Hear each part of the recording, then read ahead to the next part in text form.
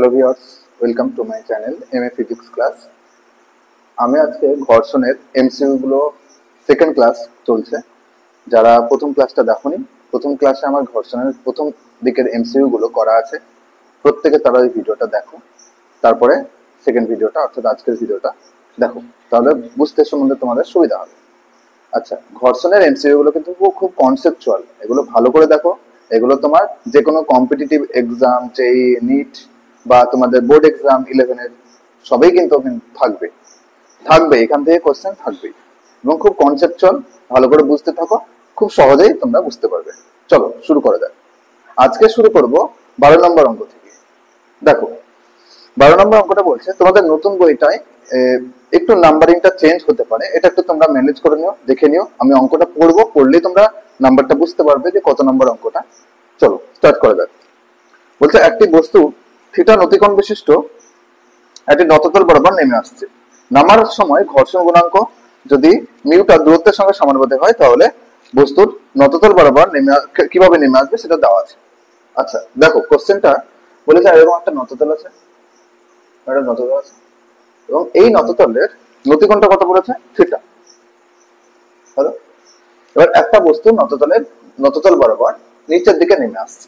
তাহলে বলতো নিচের দিকে যদি নেমে আসে, তাহলে তার ঠিক বিপরীত দিকে বাধা ঘর্ষণ বল কাজ করবে। ঘর্ষণ বল কোন দিকে কাজ করবে? নিশ্চয়ই এদিক বরাবর, অ্যাকচুয়ালি তল বরাবর কাজ করে, তল বরাবর ঘর্ষণ বল কাজ করছে। আর এদিকে নিচের দিকে নেমে আসছে, মানে নিচের দিকে একটা এম এ বল নিয়ে নিচের দিকে নেমে আসছে। ঠিক আছে, এবার এবার দেখো এই বস্তুটার ওজন বল নিচের দিকে কাজ করছে এমজি। এটা নিশ্চয়ই দুটো কম্পোনেন্টে ভাঙবে, একটা এদিকে একটা এদিকে। তোমরা সবাই জানো এগুলো, আগের ভিডিওটা আমি বলেছিলাম। যারা দেখোনি অবশ্যই দেখে এসো, আমি এই ভিডিওর ডেসক্রিপশনে ওই ভিডিওর লিঙ্কটা দিয়ে দেবো। চলো, তাহলে এটা যদি থিটা হয় তাহলে এটাও থিটা, তাহলে এই বরাবর উপাংশ কত হবে? MG cos theta. এই বরাবর হবে এমজি সাইন থিটা। খুব সহজ। তাহলে আমার এই বিপরীত দিকে ঘর্ষণ বলটা কাজ করছে, বিপরীত দিকে ঘর্ষণ বল, আর নিচের দিকে এমজি সাইন থিটা। আর আলটিমেটলি বস্তুটা নিচের দিকে নেমে আসছে, তার মানে ঘর্ষণ বলের থেকে এমজি সাইন থিটা বেশি। তাহলে আমি কি বলতে পারি? আর আরেকটা এখানে আছে, আরেকটা এই বস্তুটার উপর একটা লম্ব প্রতিক্রিয়া বল এন কাজ করছে। ওকে, তাহলে আমি বলতে পারি এন যেটা লম্ব প্রতিক্রিয়া বল, সেটা সমান নিশ্চয় নিচের দিকে এমজি কস থিটা। সবাই জানে এটা আমরা।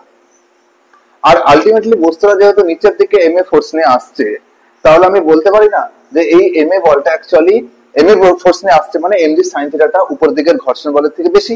তাহলে লব্ধি বল কথাটা হচ্ছে এমজি সাইন থিটা, নিচের দিকে যেটা আসছে সেখান থেকে বিপরীত দিকের যে ফোর্সটা ঘর্ষণ বল সেটা মাইনাস করব। হলো, কেন এটা আগে লিখলাম এটা পরে দেখলাম? কারণ এমজি সাইন থিটা এখানে বেশি, সেই জন্য তো নিচের দিকে নামছে। যদি উপর দিকে উঠতো তাহলে এফ থেকে এমজি সাইন থিটা বিয়োগ করতাম। হলো, এটা সমানে নিশ্চয়ই লব্ধি বল অর্থাৎ এম এ বল, এই বল এটাই নিশ্চয়ই এম এ বলের সাথে সমান, যে বলটা নিচের দিকে নামছে। ওকে, তাহলে এমজি সাইন থিটা সমান এফ টার জায়গায় আমরা মিউ এন বসাবো। এফ সমান মিউ এন ঘর্ষণ বলের ফর্মুলা। আবার এন এর জায়গায় আমি সরাসরি এখানে বসিয়ে দিচ্ছি, এন এর জায়গায় কি আছে? এমজি কস থিটা, ওই যে পেয়েছি, সমান নিশ্চয়ই এম এ। ওকে, দেখো বোথ সাইড যদি আমি এম গুলো কেটে দিই, তাহলে অ্যাকচুয়ালি থাকছে কি? এ সমান কি থাকছে? G sine theta minus mu g cos theta. আচ্ছা, এখানে একটা একটা তোমাকে কোশ্চেনের মধ্যে একটা জিনিস বলে দিয়েছে, সেটা হচ্ছে মিউটা অর্থাৎ ঘর্ষণ গুণাঙ্কটা ওদের দূরত্বের সঙ্গে সমানুপাতিক। মানে এই যে বস্তুটা নামছে, দূরত্ব যদি আমি এক্স ধরি যে কোনো সময়ে, তাহলে বস্তুটা যে এক্স ডিস্টেন্স নামছে সেই দূরত্বটা যত বাড়বে মিউ তত বাড়বে। মানে এখানে মিউটা ঘর্ষণ গুণাঙ্কটা ফিক্সড না, তলে যেমন যেমন দূরত্ব বাড়ছে ঘর্ষণ গুণাঙ্ক বাড়ছে। তাহলে মিউ যদি এক্স এর সাথে সমানুপাতিক হয়, তাহলে মিউ সমান আমি কে এক্স নিতে পারি। তাহলে এটা আমার বাই কোশ্চেন অনুযায়ী বলেছে। তাহলে আমি এখানে যদি বসিয়ে দিই, তাহলে জি সাইন থিটা মাইনাস মিউ এর জায়গায় যদি কে এক্স বসিয়ে দিই, তাহলে ইনটু কস থিটা। তাহলে দেখো তো এই সমীকরণটাতে এই যে ত্বরণ সমান যে আমি ইকুয়েশনটা পেলাম, সেখানে এক্স ডিপেন্ডেন্ট রাশিমালা আছে। এখানে এই যে ফিজিক্যাল কোয়ান্টিটিটা, ত্বরণ অ্যাক্সেলারেশনের ফিজিক্যাল কোয়ান্টিটিটা, দেখো তো এক্স ডিপেন্ডেন্ট এক্স আছে। এক্সটা কি? এখানে এক্সটাই তো দূরত্ব। তো এখানে দূরত্বটা যত পরিবর্তন হবে তত যেমন মিউটা পরিবর্তন হচ্ছিল, ঠিক সেই রকম এক্স যত পরিবর্তন হবে এই সমীকরণটাও চেঞ্জ হতে হতে যাবে। আর এই সমীকরণটা এই ইকুয়েশনটাই তো আমার ত্বরণ। তাহলে আমি বলতে পারি এখানে পরিবর্তনশীল ত্বরণ, দূরত্ব যত বাড়বে, দূরত্ব চেঞ্জ হলে আমার ত্বরণটা পরিবর্তন হচ্ছে। তাহলে কোন অপশনটা হবে? দেখো option D is a right answer. Option ডিটা কি বলেছে? পরিবর্তনশীল ত্বরণ সহ গতিশীল, পরিবর্তনশীল ত্বরণ সহ গতিশীল। ওকে, ত্বরণ সহ গতিশীল যেটা আছে, তাহলে এটা হবে তোমাদের অ্যান্সার। ওকে, সবাই করে নাও, আমি তারপর নেক্সট করছি। ওকে, চলো নেক্সট যাই। এটা আমার বইয়ে 12 নম্বর, নেক্সট অঙ্ক আমি 13 নম্বর যাচ্ছি। তোমরা একটু মিলিয়ে নেবে অঙ্ক নাম্বারিংটা, যাদের নতুন বই আছে একটু নাম্বারিংটা চেঞ্জ হতে পারে, তোমরা একটু মিলিয়ে নিও। ওকে, চলো নেক্সট। ওকে, পরের অঙ্কটা খুব কনসেপচুয়াল অঙ্ক। দেখো বলেছে যে 5 কেজি ভরের একটা বস্তু, একটি ব্লক একটি অমসৃণ আনুভূমিক তলে আছে এবং ব্লকটির মধ্যে স্থিত ঘর্ষণ চলঘর্ষণ গুণাঙ্ক দিয়ে দিতে। আচ্ছা ঠিক আছে, একটা এরকম একটা মেজের উপরে একটা 5 কেজি ভরে একটা বস্তু আছে। ওকে, 5 কেজি ভরে বস্তু আছে, ভালো করে বুঝবে, খুব কনসেপচুয়াল কিন্তু এইগুলো ভালো করে বুঝলে তোমাদের টোটাল ঘর্ষণ চ্যাপ্টারটার কনসেপ্টটাই ক্লিয়ার হয়ে যাবে। ওকে, বলছে এই বস্তুটার স্থিত ঘর্ষণ গুণাঙ্ক এবং চল ঘর্ষণ গুণাঙ্ক দিয়ে দিচ্ছে, মানে তোমার এফ স্ট্যাটিক দিয়ে দিচ্ছে আর এফ এম দিয়ে দিচ্ছে মুভিং। এফ স্ট্যাটিক কত বলেছে? স্থিত ঘর্ষণ গুণাঙ্ক কত বলেছে? 0.7, আর চল ঘর্ষণ গুণাঙ্ক তো কমে যায় আবার 0.5 হলো, এটা দিয়ে দিচ্ছে। এবার বলছে এই বস্তুটা, এই 5 কেজি বস্তুটার উপর যখন বল প্রযুক্ত করা হচ্ছে, ভালো বুঝবে, যখন বল প্রযুক্ত করা হচ্ছে তখন বলটা প্রযুক্ত করছি, বস্তুটা প্রথমে স্থির অবস্থায় আছে, এবার বলের মানটা আস্তে আস্তে বাড়াচ্ছে, আমি বাইরে থেকে যে প্রযুক্ত বল দিচ্ছি এই এফটা, এটার মান আস্তে আস্তে বাড়াচ্ছি, বাড়াতে বাড়াতে একটা লিমিট পর্যন্ত বস্তুটা স্থির থাকছে, ঠিক তারপরে আমি বল প্রযুক্ত করলে বস্তুটা চলতে থাকছে। এবং আমরা প্রত্যেকে জানি যে বস্তু যখন চলতে শুরু করে তখন কিন্তু এক্সটার্নাল ফোর্স আর অত দিতে হয় না, অর্থাৎ ঘর্ষণ বল স্থির থাকা অবস্থায়, অর্থাৎ সীমাস্থ ঘর্ষণের যে সর্বাধিক ঘর্ষণ বলটা, বাধা বলটা, সর্বাধিক ফ্রিকশনটা আমাকে দিয়ে দেয়। যখনই বস্তুটা চলতে শুরু করে ফেলে তখন কিন্তু আর ওই অতটা ফ্রিকশন আমার আর কাজ করে না, কিছুটা কমে যায়। যখন চলতে শুরু করে তখন কিন্তু ঘর্ষণ বলটা কিছুটা কমে যায়। এবার এই প্রবলেমটাতে বলেছে যে আমি স্থির থাকা অবস্থায় যতটা সর্বোচ্চ আমি বল প্রযুক্ত করছিলাম, কারণ ঘর্ষণ বল বেশি তাই বলও বেশি প্রযুক্ত করতে হবে, ঠিক ততটাই যদি চলন্ত অবস্থাতেও যদি ততটাই আমি বল প্রযুক্ত করতে থাকি, তাহলে অ্যাকচুয়ালি এর কত ত্বরণ নিয়ে যাবে, অ্যাক্সিলারেশনটা কত, মানে বুঝতে পারলে? দেখো এই একটা বস্তু, এর বোর্ডের মধ্যে ধরে স্থির আছে, এবার আমি একে বল প্রয়োগ করে এদিকে ঠেলছি, প্রথম দিকে যাচ্ছে না, এবার যাচ্ছে না মানে কি আমাকে বিপরীত দিকে একটা ঘর্ষণ বল দিচ্ছে। এবার আমি বলের মানটা বাড়াতে বাড়াতে একটা ম্যাক্সিমাম বলে গেলাম, তখন আমাকে ঘর্ষণ বলটা ম্যাক্সিমাম দিল। এবার যখন আমি ধরে নিলাম আমি 20 নিউটন বল দিলাম ম্যাক্সিমাম বলটা, এবার তারপরে আমি চলতে যখন শুরু করলো, ম্যাক্সিমাম বল দেওয়ার পর নিশ্চয়ই এবার চলতে শুরু করবে, চলো ঘর্ষণ। যখন চলতে শুরু করলো তখন কিন্তু ঘর্ষণ বলটা কিছুটা কমে যায়, কিন্তু তবুও আমি ওই ম্যাক্সিমাম বল অর্থাৎ 20 নিউটন বলই দিচ্ছি, কিন্তু ওদিকে আমার বাধা বল কমে গেছে আর আমি বল একই 20 নিউটনে দিচ্ছি, তাহলে নিশ্চয়ই এটা এবার ত্বরণ সহ গতিশীল হবে, ত্বরণ সৃষ্টি হবে, বাহ্যিক বলটা বেশি বাধা বলের থেকে, তাহলে এবার ত্বরণ সহ গতিশীল হবে, সেই ত্বরণের মানটা আমাকে বের করতে হবে। ওকে চলো, তাহলে প্রথমে আমাকে বের করতে হবে বাহ্যিক ফোর্সটা কত। তাহলে নিশ্চয়ই বাহ্যিক যে ফোর্সটা, বাহ্যিক যে বলটা, এক্সটার্নাল ফোর্স যেটা এফ, সেটা নিশ্চয় স্থিত ঘর্ষণ যে বলটা, সরি এটা এফ এস না, এটা তোমাদেরকে মিউ এস দিয়ে দিয়েছে, ঘর্ষণ গুণাঙ্ক দিয়েছে। স্থিত ঘর্ষণ বলটা যেটা মানে স্থির থাকা অবস্থায় সীমাস্থ যে ম্যাক্সিমাম মানটা ঘর্ষণ বলটা, সেটা নিশ্চয়ই বাহ্যিক বল, ততটা পরিমাণে বল আমার কন্টিনিউ থাকছে চলন্ত অবস্থাতেও, এটা বলে দিয়েছে কোশ্চেন অনুযায়ী। তাহলে বলতো আমরা জানি মিউ এস ইন্টু এন। ওকে, এবার এই বস্তুটা নিচের দিকে নিশ্চয় 5 কেজি বল মানে 5g পরিমাণ আমার কি কাজ করছে, ওজন বল কাজ করছে 5g। ওকে, উপর দিকে ততটাই লম্ব প্রতিক্রিয়া বল কাজ করছে, তাহলে n সমান নিশ্চয় 5g, n আর 5g একই জিনিস, মিউ এস ইন্টু 5g। ওকে, মিউ এস এর মান দিয়ে দিতে 0.7, 5 ইন্টু জি টা আমি ধরে নিলাম 10, 9.8 না ধরে 10 ধরে নিলাম ক্যালকুলেশনের সুবিধার জন্য। তাহলে কত হচ্ছে 35, প্রায় 35 নিউটন পর্যন্ত আমার বল প্রয়োগ করা হচ্ছে। এটাই নিশ্চয়ই ম্যাক্সিমাম ফোর্স দিচ্ছি আমি, কারণ ম্যাক্সিমাম ঘর্ষণ বল। এবার যখন চলতে শুরু করলো তখনও কিন্তু আমি 35 নিউটনে বল দিচ্ছি। তখন অ্যাকচুয়ালি চলঘর্ষণ বলটা কতটা কাজ করছে, চলঘর্ষণ বলটা কতটা কাজ করছে, তখন যদি আমি চলঘর্ষণ বলটা এফ এম ধরি, তাহলে তখন নিশ্চয়ই mu M into N. Mu M কত বলেছে, মিউ এম বলছে 0.5 ইন্টু এন, তো সেই 5G, মানে 5 ইন্টু 10, তাহলে কত হচ্ছে 25 নিউটন। তাহলে দেখো তো আমি বল প্রয়োগ করেছি 35 নিউটন, ওকে, আর আমাকে বাধা বল দিচ্ছিল যখন আমার স্থির ছিল তখন 35 দিচ্ছিল, কিন্তু যখন চলতে শুরু করেছে তখন কিন্তু আর 35 দিচ্ছে না, তখন কমে গেছে। এবং কত দিচ্ছে তখন চলতে শুরু করেছে, তখন এইদিকে এই যে ঘর্ষণ বলটা দিচ্ছে এফ মুভটা, সেটা কিন্তু অ্যাকচুয়ালি 25 নিউটন, সেটা এইদিকে যেদিকে মুভ করছে গতিশীল হবে হচ্ছে তার বিপরীতে। তাহলে দেখো তো আমার অ্যাকচুয়ালি বস্তুটা যাবে কোন দিকে, আমার 35 নিউটন বলটা বেশি এদিকে আর 25 নিউটন বলটা কম, তাহলে বেশির দিকে যাবে। বেশির দিকে আমি ধরে নিচ্ছি এই বস্তুটা যাচ্ছে এম এ বল নিয়ে, এম বলতে গেলে 5, এখানে 5A বল নিয়ে, এম এ বল নিয়ে এগিয়ে যাচ্ছে।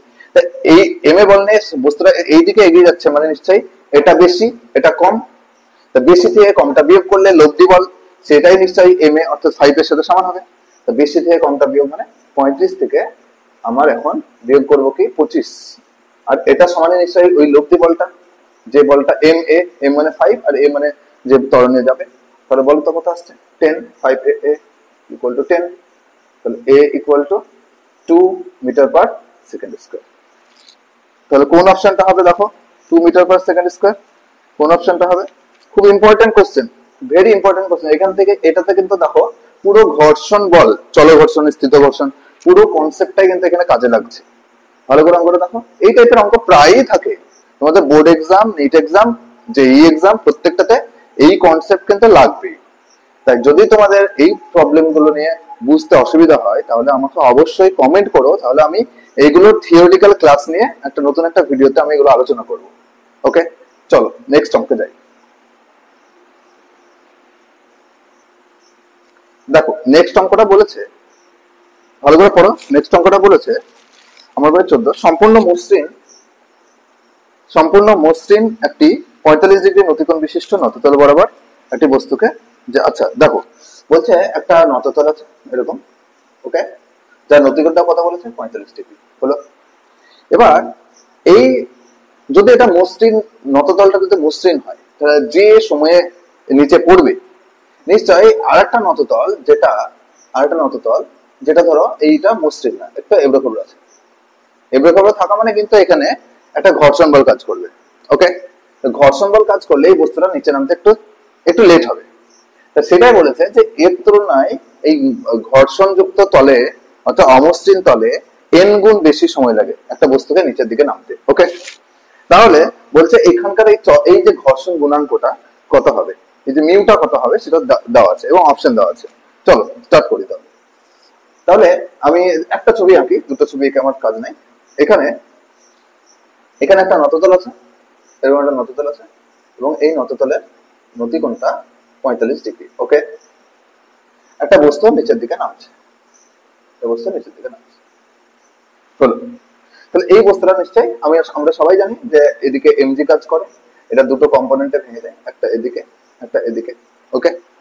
এদিকটা হয় থিটার দিক, অর্থাৎ এদিকটা হয় এমজি কস থিটা, এটা হয় এমজি সাইন থিটা, আর এটা হয় লম্ব প্রতিক্রিয়া বল এন, ওকে।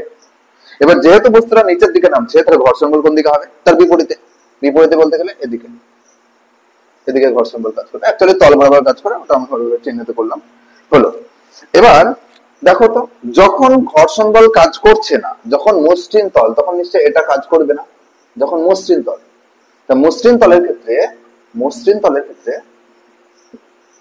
তলে আমাদের ত্বরণটা কি হবে দেখো তো। মসৃণ তলে এই বস্তুটা যদি এম এ বল নিয়ে নিচের দিকে নামে, আলটিমেটলি এম এ ফোর্স নিয়ে যদি নিচের দিকে নামে, তা সেটা এম এ ফোর্সটা কোনটার জন্য যোগান দিচ্ছে, নিশ্চয়ই এমজি সাইন থিটার জন্য এম এ বলটা নিচের দিকে, আর তো অপোজিটে কোনো কিছু নেই যে মাইনাস হবে।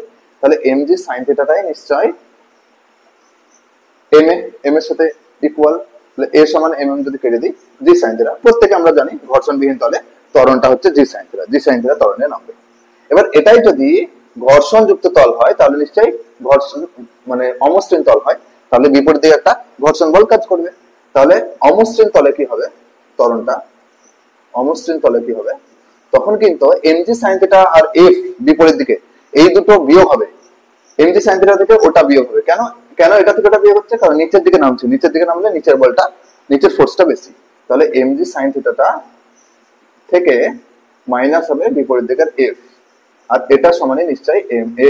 ওকে, আবার mg sin theta minus f সমান মিউ n, n মানে আমরা জানি, n মানে জানি mg cos theta, mg cos theta সমান ma। ওকে, a সমান কি হবে তাহলে, প্রত্যেকটা থেকে m কেটে দাও, তাহলে g sin theta minus mu g cos theta. Okay, এটা পেলাম আমি। পরেরটা ত্বরণ।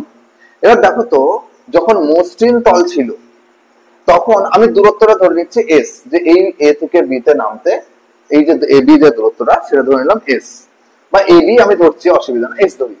তাহলে আমি এখানে বলে দিচ্ছি ab যে ডিসটেন্সটা সেটা হচ্ছে s ধরে নিচ্ছি, ঠিক আছে, s ধরে নিচ্ছি। তাহলে বলো তো s সমান আমরা ফর্মুলা জানি ut plus half at square, ut plus half at square. এটা এক্ষেত্রে বস্তুটাকে উপর থেকে ছাড়া হচ্ছে, মানে প্রাথমিক বেগ কত, 0। প্রথম অবস্থায় আমি ছাড়ছি যখন, তখন কিন্তু ইনিশিয়াল কোনো ভেলোসিটির কথা এখানে বলা নেই, মানে ইনিশিয়াল ভেলোসিটি এখানে 0। তাহলে ইউ আমার যদি 0 হয় তাহলে এর সমান আমি বলতে পারি হাফ a t স্কয়ার, এর জায়গায় কি বসাবো, g sin theta, g sin theta into t square.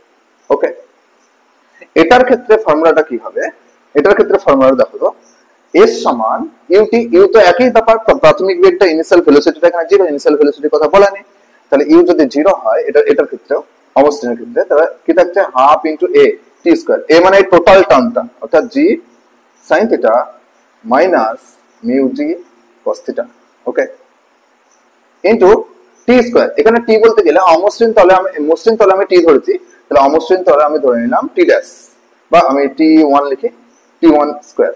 Okay, half at square. দেখো দুটোই কিন্তু s এর মান, দুটোই কিন্তু এই ab ডিসটেন্সটার কথাই বলছে, তার মানে দুটো নিশ্চয়ই ইকুয়াল করতে পারি আমি। তাহলে বলো তো half g sin theta into t square, আর এদিকে হাফ g, আচ্ছা দুটো জায়গা থেকে g কমন নিতে পারি, তাহলে sin theta minus mu cos theta into t1 square. Okay, দেখো হাফ জি কেটে গেল। ওকে, এবার আমার থিটার মানটা 45 ডিগ্রি বলেছে, তাহলে আমি এগুলো প্রত্যেকটাকে আমি থিটার জায়গায় 45 ডিগ্রি বসিয়ে দিচ্ছি। দেখো তো কি আসছে, তাহলে sin 45 আর cos 45 বোথ দুটোর ভ্যালুই কিন্তু আমরা জানি 1/√2, তাহলে 1/√2 into t square, 1/√2 into t square, আর এখানে থাকছে কি, এটা 1/√2 minus mu into 1/√2। Okay, into t1 square, 1/√2 common নিয়ে দুই দিকে বোথ সাইড কেটে দেবে, তাহলে t1 স্কয়ার সমান কি পাবো, mu minus 1 minus mu, 1 minus mu into t1 square. Option গুলো কিভাবে আছে একটু দেখো, তোমরা অপশন গুলো কিভাবে আছে একটু দেখো। এখানে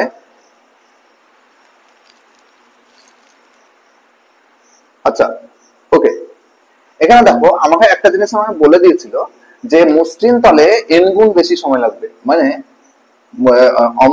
মসৃণ তলে যদি টাইমটা t হয়, যেটা আমি ধরেছি, মসৃণ তলে যদি টাইমটা t হয়, মসৃণ তলে যদি টাইমটা t হয়, তাহলে অমসৃণ তলে অর্থাৎ t1 যেটা অমসৃণ তলে, সেটা মসৃণ তলে যা সময় লাগবে তার থেকে কত গুণ, তার থেকে n গুণ বেশি সময় লাগবে। এটা আমার বলে দিয়েছে না কোশ্চেনে, যে অমসৃণ তলে যে সময়টা অর্থাৎ t1টা মসৃণ তলে যে সময় লেগেছে তার থেকে n গুণ বেশি, t1 সমান t ইনটু n লিখতে পারি। তাহলে এখান থেকে এখানে আমি বসিয়ে দেবো t1 স্কয়ার, মানে আমি লিখতে পারবো t square into n, n square actually, both side t1 square যদি আমি কেটে দিই, আমার কি বের করতে বলেছে, মিউটা বের করতে বলেছে। তাহলে বলো তো 1 minus mu into n square, n square ওদিকে গেলে অ্যাকচুয়ালি 1/n স্কয়ার থাকবে,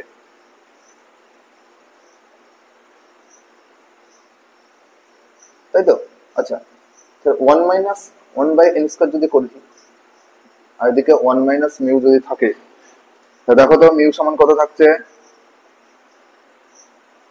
মিউ সমান কত থাকছে 1 মাইনাস 1/n²। এটা অপশনে কি আছে? আছে, option B, option B is a right answer. Okay, সবাই বুঝতে পারলে?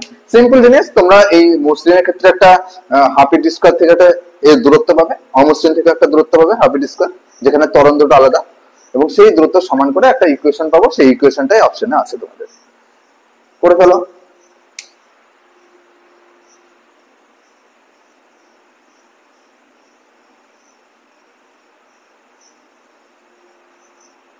আচ্ছা, তোমরা একটু দেখে নাও, মনে হয় একটু ব্লার হয়ে গেছিল ভিডিওটা, একটু ম্যানেজ করে নাও।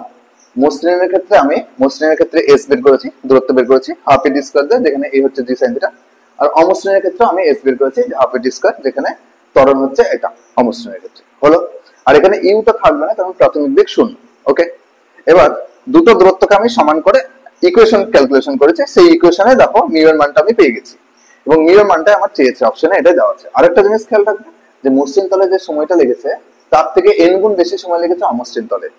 যেমন অমসৃণ তলের টাইমটা t1 ধরেছিলাম, সেটা t এর n গুণ হলো। এই জিনিসটা এখানে বসিয়েছি, ক্যালকুলেশন করেছি। তোমরা করে নাও এবং বুঝে নাও। বুঝতে অসুবিধা হলে আমাকে কমেন্ট করো। ওকে, নেক্সট প্রবলেমটা, নেক্সটটা খুব ভালো প্রবলেম, একটু কনফিউশন থাকে এই কোশ্চেনটাই। ওকে, দেখো বলেছে যে থিটা নতিকোণ বিশিষ্ট একটি নততলের উপর দিয়ে এম ভরা একটি বস্তুকে ইউ বেগে ঠেলে দেওয়া হলো। বস্তুটি নততলের উপর চলঘর্ষণ গুণাঙ্ক মিউ দেওয়া আছে। বলছে ব্লকটি নততলের যত দূরত্বে গিয়ে থামবে সেইটা বের করতে হবে আমাকে, তাই তো? সেই দূরত্বটা বের করতে হবে। আচ্ছা, আমরা নততল আছে। ওকে, নততলের নতিকোণটা থিটা ধরে নিচ্ছি। বস্তুটাকে আমি নিচে থেকে উপর দিকে ঠেলে দিচ্ছি। ধরে নিলাম এখানে গিয়ে বস্তুটা থেমে গেল, এখানে গিয়ে থেমে গেল। তাহলে এর যা যা থাকে কি কাজ করে, নিচের দিকে এমজি, এদিকে কাজ করে এমজি সাইন থিটা, এদিকে কাজ করে এমজি কস থিটা। ওকে, কস থিটা, থিটা যদি হয়। ওকে, আর কি এদিকে লম্ব প্রতিক্রিয়া বল হলো।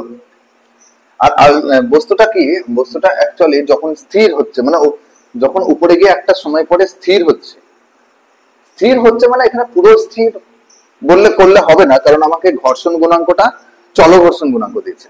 তাহলে এখানে বস্তুটা কেবলমাত্র স্থির হওয়ার উপক্রম হয়েছে, মানে তখনও চলন্ত অবস্থায় আছে, ঠিক সেই রকম আমি ভাবতে পারি যে বস্তুটা কেবলে গিয়ে স্থির হবে বা হয়েছে এরকম সামথিং টাইমে। যখন স্থির হয়ে থাকবে তখন তোমরা একটা জিনিস দেখো তো, যে স্থির হতে গেলে নিশ্চয়ই এমজি সাইন থিটাটা আর উপর দিকে যে ঘর্ষণ বলটা সেটা নিশ্চয়ই সমান হতে হবে। একটা বস্তু ওখানে গিয়ে স্থির হয়ে গেল বা স্থির হওয়ার উপক্রম হলো, তার মানে কি নিচের দিকে এই যে এমজি সাইন থিটার জন্য গড়িয়ে পড়বে, সেটা পড়ছে না কেন? কারণ উপর দিকে একটা ঘর্ষণ বলে ওকে টেনে ধরে আছে। তার মানে আমি তখন বলতে পারি যে স্থির হওয়ার সময়, স্থির হওয়ার সময়, স্থির হওয়ার সময় অ্যাকচুয়ালি আমি বলতে পারি উপর দিকের যে ঘর্ষণ বলটা এফটা, সেটা নিচের দিকের এমজি সাইন থিটার সাথে সমান। ওকে, এফ সমান আমি বলতে পারি মিউ এন। মিউ এন মানে কি? এন মানে আবার এমজি কস থিটা। লিখে দিই, এমজি কস থিটা সমান হচ্ছে এমজি সাইন থিটা।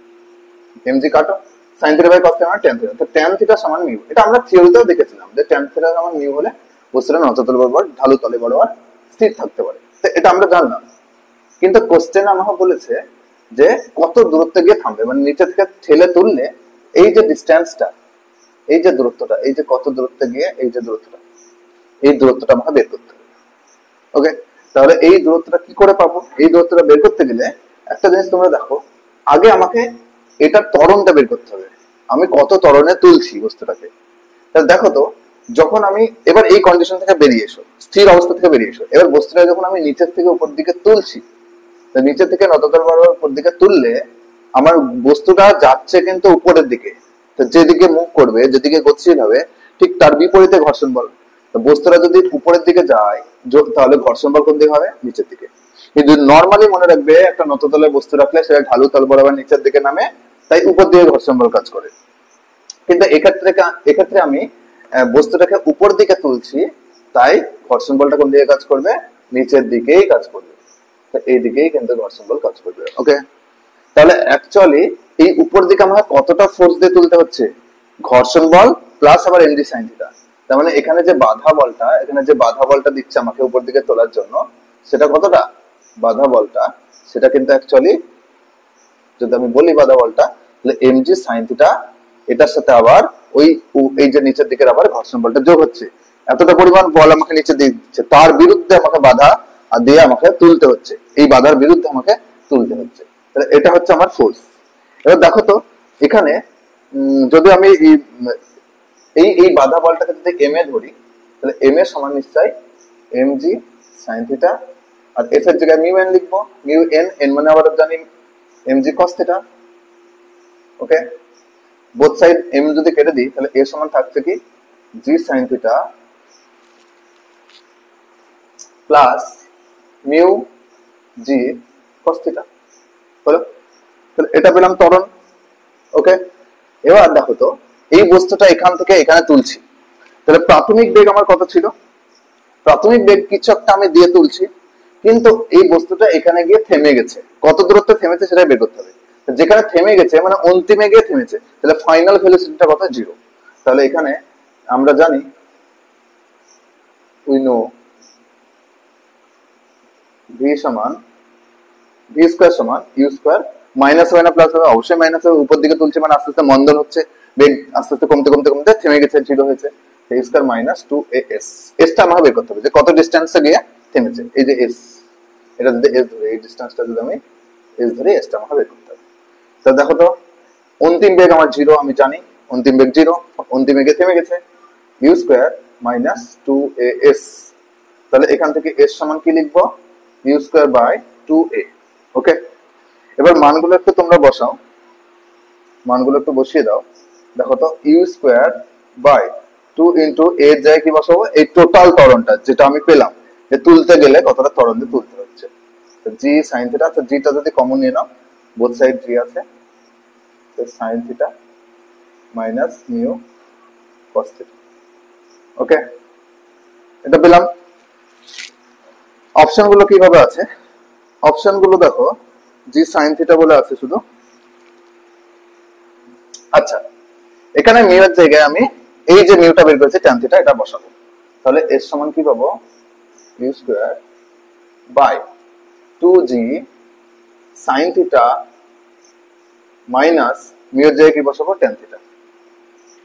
ওকে, আচ্ছা tan থিটাটাকে যদি আমি ভেঙে দিই তাহলে sin theta by cos theta হবে, তাই তো? সমান মিউ, দেখো আমি একবারে করে দিচ্ছি। তাহলে sin theta by cos theta into cos theta. Okay, cos theta কেটে দাও, তো sin theta minus sin theta কি হয়? ও সরি, প্লাস ছিল, প্লাস প্লাস ছিল, তাহলে 2 sin থিটা, আর এখানে 2 আগে থেকে ছিল, তাহলে u square by 4g sin theta. এটা s এর মান। তো কত দূরত্বে থামবে? এই দূরত্বে থামবে। খুব ইম্পর্টেন্ট প্রবলেম এটা, অনেকবার তোমাদের জেইই বা নিটে এসেছিল এই প্রবলেমটা। দেখো তো, তো u square by 4g sin theta এই দূরত্বে থামবে। এটাকে তোমাদের পরীক্ষায় থিটার মান দিয়ে দিতে পারতো 45 ডিগ্রি বা কোন একটা ডিগ্রি, ভর দিয়ে দিতে পারতো, এই প্রাথমিক বেগ দিয়ে দিতে পারতো, অর্থাৎ u sin থিটা দিয়ে দিলে তুমি ভ্যালু বসিয়ে মানটা বের করতে পারবে যে কত দূরত্বে থামবে। চলো করে নাও, তারপর নেক্সট অঙ্কে যাচ্ছি।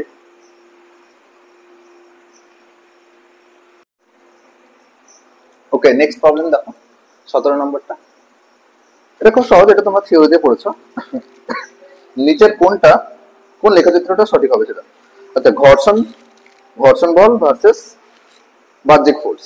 তো দেখো তো আমরা সবাই জানি যে বাহ্যিক ফোর্স যদি এফ ধরি, আর ফ্রিকশনটা যদি এক্সটার্নাল ফোর্স এফ, আর ফ্রিকশনটা যদি স্মল এফ ধরি, তাহলে দেখো তো যত আমি প্রথম দিকে কোনো বস্তুর উপর বল প্রযুক্ত বাড়াবো, যখন বস্তুটা স্থির আছে আমি বলের মান বাড়াচ্ছি, ওদিকে আমাকে বিপরীত দিকে ঘর্ষণ বলটাও দিচ্ছে বেশি করে। আমি বল বেশি বৃদ্ধি করছি, ঘর্ষণ বল বৃদ্ধি হচ্ছে। এরকম করতে করতে দেখো তাহলে সরল সম্পর্ক যে ডিরেক্টলি প্রপোর্শনাল, যে আমি এক্সটার্নাল ফোর্স বাড়ালে ফ্রিকশনটাও বাড়তে থাকছে, এবং একটা ম্যাক্সিমাম পয়েন্টে ফ্রিকশনের মানটা আমি পাচ্ছি ম্যাক্সিমাম, সেই ফ্রিকশনের মানটাকে বলছে কি এফ স্ট্যাটিক, সীমাস্থ ঘর্ষণ যেটা। এবং সেই সীমাস্থ ঘর্ষণের পরে যখন বস্তুটা চলতে শুরু করলো, তখন কিন্তু আমার বাহ্যিক বল আর অতটা দেওয়ার আমার, বাহ্যিক বল আমি বৃদ্ধি যদি করিও তবুও কিন্তু আমার ঘর্ষণ বল বিপরীতে আর কিন্তু বাড়বে না, ম্যাক্সিমাম যেটা বেড়ে গেছে সেটাই। তবে চল ঘর্ষণ যখন চলতে থাকছে তখন কিন্তু বরং ঘর্ষণ বলটা কিছুটা কমে যাবে, কিছুটা তোমরা দেখো কিছুটা ঘর্ষণ বল কমে গেছে, এবং সেই ঘর্ষণ বলটাই ফিক্সড ঘর্ষণ বল যতক্ষণ ও চলতে থাকবে চলঘর্ষণ বলটা সেম একই থাকবে, কনস্ট্যান্ট হয়ে যাবে। তাহলে প্রথম দিকে ঘর্ষণ বল বাড়ছে, আমি বাহ্যিক বল বাড়ালে বাড়ছে, এবং একটা ম্যাক্সিমাম বাহ্যিক বলে একটা ম্যাক্সিমাম আমি ঘর্ষণ বল পেলাম, এবং বাহ্যিক বল তারপরেও যদি বৃদ্ধি করি, দেখা গেল বস্তুটা যখন চলতে শুরু করলো তখন ঘর্ষণ বল আর না বৃদ্ধি হয়ে বরং একটু সামান্য কমে যাচ্ছে।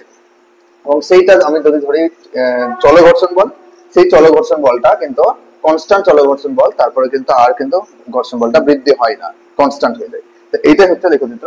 তাহলে কোন অপশনটা হবে দেখো তো, option B is a right answer. তোমরা সবাই প্রত্যেকে এটা সম্বন্ধে জানো, ইতে করেছো, থিওরিতে করেছো। আচ্ছা 18 নম্বরটা দেখো, এটা মনে হয় 16, আমার বইয়ে 16 নম্বর ছিল, আমি 17 নম্বরটা করছি। দেখো 17 নম্বরটা বলেছে চিত্রে একটা এ ব্লক আছে যেটা 10 কেজি ভর, এরকম একটা চিত্র আছে, ঠিক আছে, এরকম চিত্র আছে, এরকম কপি কল আছে, হলো, এবং একটা এরকম এ বস্তু আছে যেটা সুতোর সাহায্যে, কপি কলের সাহায্যে, আর একটা বস্তু বি বস্তু যেটা এরকম করে ঝুলছে, ওকে। এবং এখানে নিচে টান সবসময় বস্তু থেকে বাইরের দিকে বেরিয়ে যায়, টান কখনো বস্তুর মধ্যে প্রবেশ করে না, টান সুতোর টান সবসময় বস্তু থেকে বাইরের দিকে বেরিয়ে যাবে, বস্তু থেকে বাইরের দিকে। যেহেতু একটাই রোধ তাই এখানে টি একটাই টান হবে, ওকে। এটা 10 কেজি ভরের বস্তু বলেছে, মানে নিচের দিকে 10 জি পরিমাণ এমজি পরিমাণ ওজন বল কাজ করছে, ওকে। আর বিপরীত নিশ্চয় একটা প্রতিক্রিয়া বল কাজ করবে, এবং এন আর 10 জি নিশ্চয় ইকুয়াল হবে, আনুভূমিক তলে আছে, ওকে। এবার যেহেতু এদিকে টান কাজ করছে, যেহেতু এই বস্তুটা এভাবে গড়িয়ে পড়বে, এদিকে টানছে, তো এদিকে টানলে নিশ্চয়ই এই তল বরাবর একটা বিপরীত দিকে কি কাজ করবে, ঘর্ষণ বল কাজ করবে, এফ। সেই ঘর্ষণ বলটা কোথাও বলেছে আমি জানি না, ওকে। দেখো তো এখানে ঘর্ষণ গুণাঙ্কটা বলে দিয়েছে, স্থিত ঘর্ষণ গুণাঙ্কটা বলেছে 0.22 এবং চল ঘর্ষণ গুণাঙ্কটা বলে দিয়েছে যে 0.2, ওকে।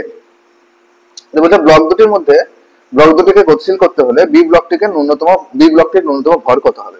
আচ্ছা আমি এইটার ভর কত হবে বলেছে, এটা আমি ধরে নিলাম এম ভর, তাহলে এম জি নিচের দিকে কাজ করছে, এম এর মানটা কত হবে বের করতে হবে, যে এই এমটা কত হলে, ন্যূনতম পরিমাণ কত হলে কি হবে, এইটা এই টোটাল সিস্টেমটা গতিশীল হবে, মানে এই বস্তুটা সমেত নিয়ে নিচের দিকে পড়বে।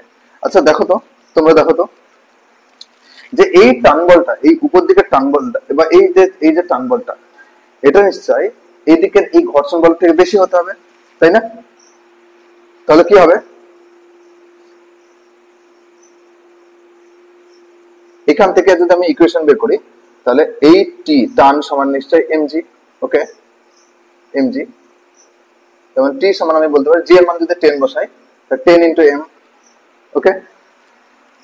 আবার এদিকে এই এ বস্তুটা যদি গতিশীল হতে হয়, তাহলে দেখো তো এই টান বেশি হতে হবে না ঘর্ষণ বল বেশি হতে হবে, অবশ্যই টান বলটা বেশি হতে হবে। তাহলে ওদিকের ঘর্ষণ বলটাকে আগে আমি বের করে নিই, তো দেখো তো ওদিকের ঘর্ষণ বলটা এফটা আমি কি বলতে পারবো, বস্তুটা প্রথম দিকে কি ছিল, স্থির ছিল, তখনও কিন্তু গতিশীল হয়নি, তো ওই, তাহলে এই টানটা আমরা দেখো, এই টানটা আমরা এই ওজন থেকে পেয়ে গেলাম, এমজি থেকে 10 এম। আচ্ছা এবার এই একটা বস্তু, এই বস্তু যেটা স্থির অবস্থায় ছিল, সেটাকে যদি মুভ করতে হয় অর্থাৎ গড়িয়ে পড়তে হয়, তাহলে দেখো তো এইদিকে গড়িয়ে পড়ার অর্থ হচ্ছে বিপরীত দিকে একটা ঘর্ষণ বল দেবে। এবার এদিকে গড়িয়ে পড়বে অর্থাৎ এদিকে সরে আসবে, তার মানে এই এম ভরের জন্য, এই টানের জন্য অর্থাৎ এই টানটার জন্য, তো এই টানটা নিশ্চয়ই বেশি হতে হবে এই ওই দিকের ঘর্ষণ বলের থেকে। এবার ওদিকের ঘর্ষণ বলটা কি করে নির্ণয় করব, দেখো তো ওইদিকের ঘর্ষণ বলটা যেহেতু বস্তুটা স্থির ছিল কিন্তু এখানে চলছে না, প্রথমে বস্তুটা কিন্তু মুভ করছে না, অর্থাৎ চল ঘর্ষণ গুণাঙ্কের কোনো কাজ নেই, কনফিউজ করার জন্য শুধু দিয়েছে অঙ্কটাতে। তাহলে এখানে বস্তুটা স্থির অবস্থায় ছিল, স্থির অবস্থা থেকে গতিশীল হতে হবে, অর্থাৎ অ্যাকচুয়ালি স্থিত ঘর্ষণ যেটা সেটাই সীমাস্থ ঘর্ষণ, তার বিরুদ্ধে আমাকে টানটা প্রয়োগ করতে হচ্ছে। স্থিত ঘর্ষণটার ফর্মুলা হচ্ছে এফ এর সমান mu S into L, mu S আমাদেরকে দিয়ে গেছে, আর এন মানে হচ্ছে লম্ব প্রতিক্রিয়া বল 10 জি, 10 জি, জি এর জায়গায় আমি 10 বসিয়েছি। এবার দেখো তো এখান থেকে আমি 22 নিউটন আমি ওই যে স্থিত ঘর্ষণ বলটা বা সীমাস্থ ঘর্ষণটা পেয়েছি, এই 22 নিউটনের বিরুদ্ধে আমাকে টানটা দিতে হবে, তো নিশ্চয়ই এই টান বলটা নিশ্চয় ওই দিকের 22 নিউটনের থেকে বেশি হতে হবে অথবা ইকুয়াল হতে হবে। তাহলে টান বলটা 22 নিউটনের থেকে বেশি অথবা ইকুয়াল হলে তবেই কিন্তু এই বস্তুটা গতিশীল হয়ে নিচের দিকে পড়বে। তাহলে দেখো তাই করেছি। এবার এই টানের জায়গায় টি সমান আমরা জানি এমজি, এই টান মানে এই টান একই জিনিস, একটাই রোধ একটাই দড়ি, তাহলে দেখো টি এর জায়গায় আমি 10 এম লিখেছি ইন্টু সমান গ্রেটার 22 এম, আমি পেয়ে গেছি 2.2 কেজি অথবা তার থেকে বেশি। তার মানে এই বি বস্তুটার ভর 2.2 কেজি কিংবা তার থেকে যদি বেশি হয় তাহলে কিন্তু এই বস্তুটা এই টানের জন্য গড়িয়ে নিচের দিকে পড়ে যাবে। আমার এটাই চাইছে অ্যান্সার। তো দেখো এইটাই হবে। কোন অপশনটা হবে বলো তো? Option B is a right answer, 2.2 KG. একই। ওকে, আমি ভেবেছিলাম ঘর্ষণের অঙ্কগুলো পুরোটাই আমি আজকে কমপ্লিট করব, কিন্তু হবে না, একটা ভিডিওতে তোমাদেরও বোরিং লাগবে ভিডিওটা লম্বা হলে। আমি আর একটা নেক্সট একটা ভিডিও নিয়ে আসবো, সেটাতে পুরোটাই আমি ঘর্ষণের বাকি যেটুকু এমসিকিউ আছে কমপ্লিট করব। আচ্ছা, তোমাদের যদি ভিডিওটা ভালো লেগে থাকে বন্ধুদেরকে শেয়ার করো এবং চ্যানেলটাকে সাবস্ক্রাইব করো, এবং নেক্সট ভিডিও আমি আরো কনসেপচুয়াল ভিডিও নিয়ে আসবো। তোমাদের যদি এই অঙ্কগুলো বুঝতে অসুবিধা হয়, আমি চ্যানেলে কোনো থিওরি ক্লাস দিইনি, আমি নর্মালি এমসিকিউ এবং নিট বা জেই বেসের প্রিভিয়াস ইয়ার কোশ্চেন গুলো চ্যাপ্টার ওয়াইজ দিই। তোমাদের যদি কোনো টপিক বুঝতে অসুবিধা হয় আমাকে কমেন্ট করবে, তাহলে আমি সেটা থিওরি ক্লাস আমি নিয়ে আসবো। ওকে, চলো ভালো থেকো, আজকে এই পর্যন্তই থাকলো, নেক্সট ভিডিওতে আবার দেখা হচ্ছে, চলো।